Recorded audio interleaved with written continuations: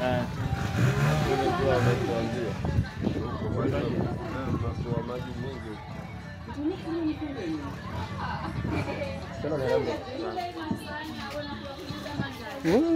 Huku wote ni maji huku. Ile shimo limejaa maji. Limejaa maji shimo la choo. Sasa tuseme endapo hayataenda basi hizo zote zitakuwa kwa maji hizi. Si pale jana nani kuna watu walikuwa wanachota maji kwa kwa nyumba amekesha tu hivyo kuchota maji. Na mandoo kwa boti. Hapo pia. Nyumba amekesha tu hivyo. Asubuhi mpaka jioni.